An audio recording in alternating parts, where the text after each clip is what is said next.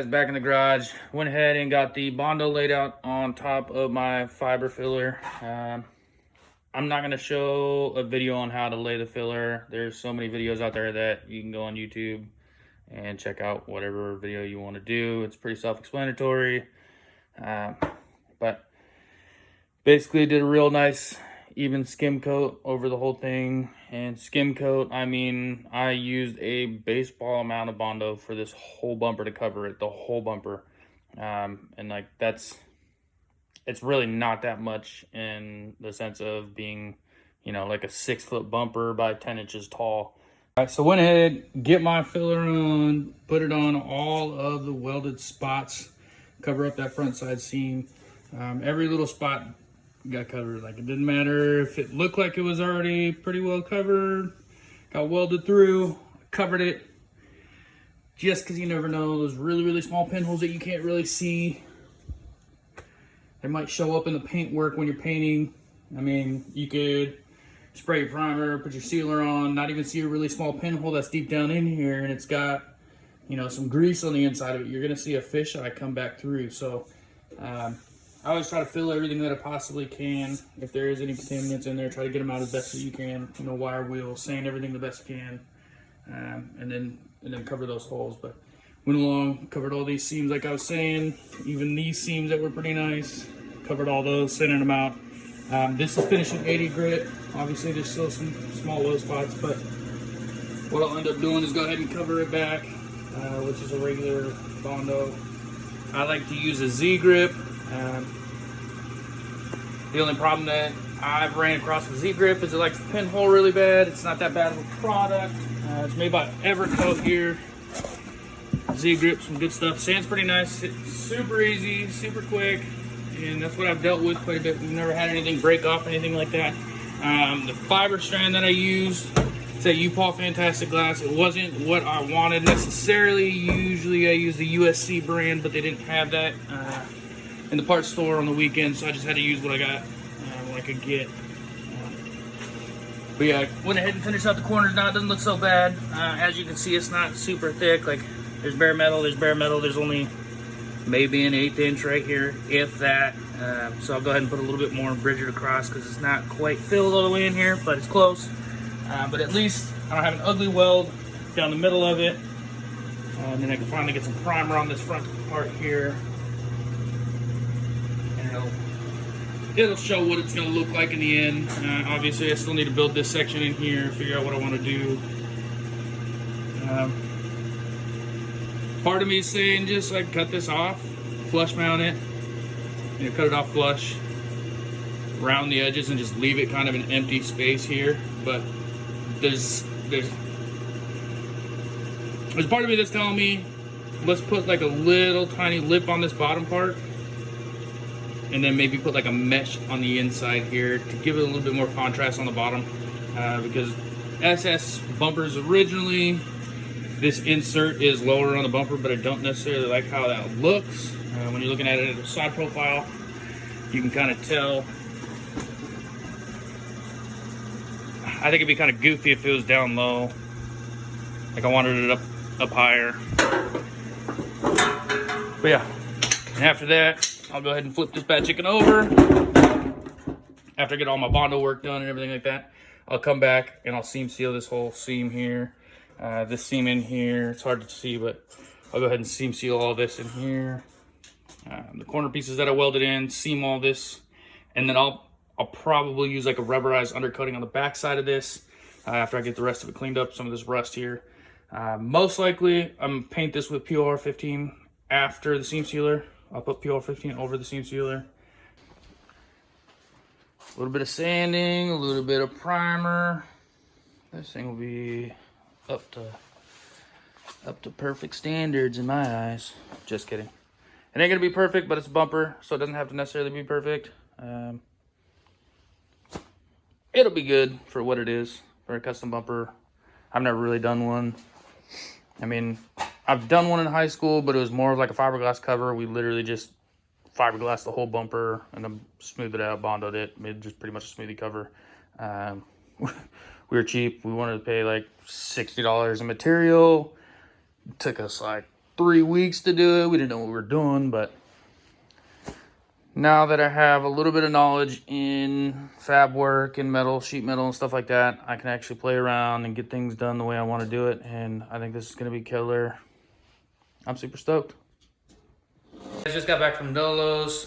Basically what we were doing was putting some rear hangers on his truck. He's got a single cab short bed, like a 2010 GMC, I believe.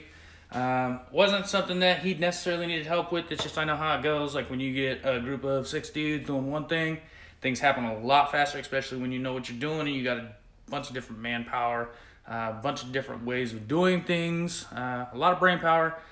When I do things, I like doing things together with friends, just because there's so many different options, so many different views of doing things. So sometimes it makes it easier. I mean, it can be a lot more difficult, you know, arguments, whatever. It needs to be done this way. But for the most part, I mean, I'm totally for getting a bunch of people together, doing one project, getting it done, knocking it out. And then, you know, there's different ways of, oh, I heard this was the right way to do it, or this is easier, do it this way.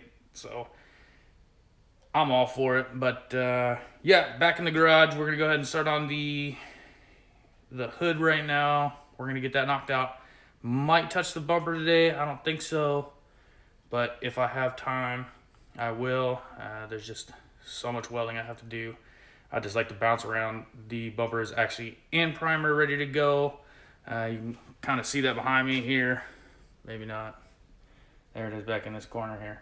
But yeah, bumper's primed, ready to go. I don't have to really do anything about that anymore, besides finishing out that bottom section that I haven't figured out. But yeah, so here's the video of hanging out with Nolo. We got Lupe, Tyler, Nolo's brothers there. So bunch of cool guys, bunch of goons, and you'll see some kind of funky safety stuff. But hey, safety first. I mean, even if it is a motorcycle helmet, use it. So yeah, check it out.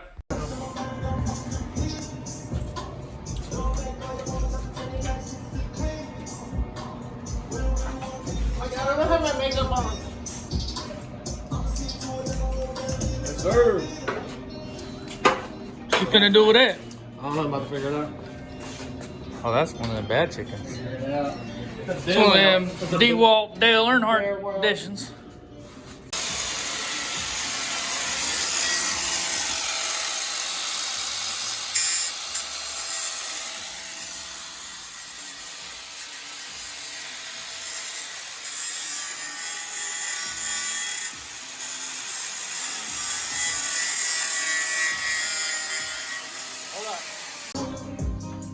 On that safety first.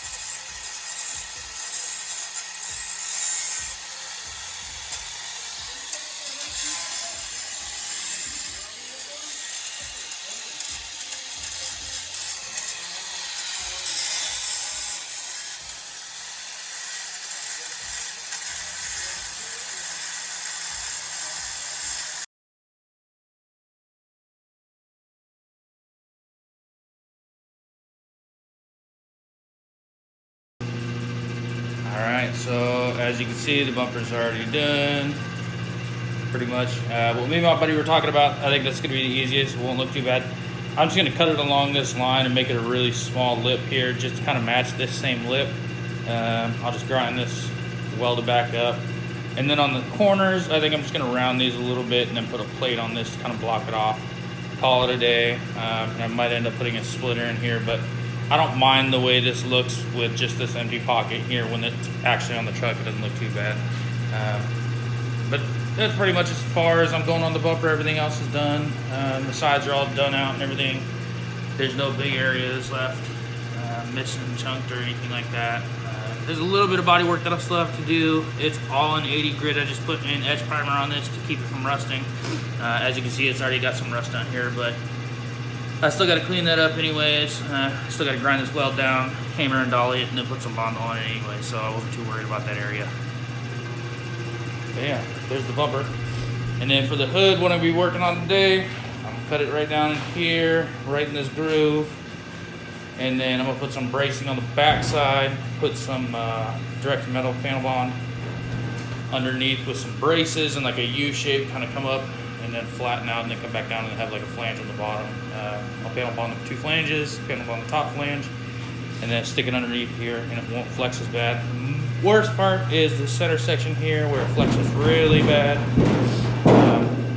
Once I cut these sides back off, I kind of messed myself up, but once I cut these sides back off, I'll be able to lift this hood up a little bit to be able to get those braces in, figure out how high I want them, stick them in there, scuff it up a little bit, put my panel band on, and then start tack welding all my sides on and finish out my welding, finish out this front end here. Some of it's still a little wavy, but I still got to body work that. So, and then on the back part, instead of doing the whole cowl piece, because I think it's just going to get too crazy, I'm already doing a lot of modifications to the truck anyways. It's not going to look bad if I just come to the back of here and leave the stock vents there on the back side of the cowl. So I'm just going to find my skinny piece that I have laying around. Should be in the garage somewhere. But I'll just cut this back section out here and then weld it in. I'll do a backing panel with some panel bond as well. Probably about 1 inch thick. 1.5 inches maybe, just to give me a little bit more room. And then I'll keep the panel bond right on the edge of that backing piece, and then I can just weld the seam along here. One, it'll make it a lot easier so I'm not blowing through because this is really, really thin metal. But it'll also help strengthen it. Once I have that seam weld in there, there's going to be a backing panel. Yes, it can possibly make more corrosion happen. You know, contaminants can get in there, it can start rusting and things like that. But with how custom this is, the nature of it, it's super hard to get it to like a factory standard where everything is coated, everything's sealed and everything like that. So I'll do my best. I'll get my direct metal SEM spray in there, prime it as much as I can. And then once I get everything welded on and everything like that, if there's a little pocket in the corner I might leave, or I might drill a hole in the bottom of the hood. And then I'm just gonna use a cavity wax and just spray the heck out of the inside of this thing. And hope that it lasts a long time. I mean, it's going to be garage kept, but it's still in Alaska. You never know. I don't have the best garage. It used to be a carport, so it does leak a little bit, and it's not that warm in here. Like I said, got it all cut out on the side here. And I went all the way down to the old body style hood. You can see it flexes underneath. So what I'll do is basically push this down so that it's going to meet with that panel there. Obviously me pushing on it, it's not going to work. I have to push down on it to get it to actually fit up in there pretty well. So what I'll have to end up doing is underneath this on an old body style hood, I'm gonna have to make like a relief cut here so that the bottom skin can kind of relax down in. And the same thing back here, I'll have to make a relief cut about here so that the inside underneath this piece here is gonna be able to relax enough for this skin to match up with this outer piece here. So it's kind of complicated. I know it's not going to be the best as in being able to trap anything that's going to get in there or like prevent any corrosion or anything like that. My guesstimate on this hood before it starts cracking out, probably 5 years tops, 10 if I'm super lucky. It'll last that long. Otherwise I'll expect this to crack out. It's just a super flimsy hood compared to a pretty stout hood. Now, even though I did make these brackets, basically what I'll do is I'll put panel bond on this spot here and this spot here, and then I'll put panel bond on this side. So it'll be panel bonded on the old body style hood on these 2 flanges, and then this part is going to be on the back side of this skin here holding it up. So I basically have, this is my front piece here, goes across the peak and the point. These are my 2 back pieces that are gonna literally sit just like this, and it braces kind of this area. And then I have 2 smaller brackets that literally go here and on the opposite side. So I have 2 brackets in these 2 sections here. I have 1 bracket that kind of solids this part up here. It makes it a little flimsy here, but I'm not too worried. Once I get this welded in, I think it'll kind of pull it back and stretch it a little bit easier so it's not so flimsy in that area. But I'm gonna go ahead and start getting all this panel bonded on. I'm not gonna really go into how that is. I mean, it's basically scuff the area that it's gonna be. 36 grit is best. And then scuff the backside of these pieces here. 36 this, 36 backside of those, panel bond it, spread it on there, make sure it's all even and coated and there's no bare metal spots. And then I'll go ahead and lift up the sheet here. And then on the underside of the old body style hood, I'll go ahead and find out the spots that I located for all those brackets, and then go ahead and scuff it down.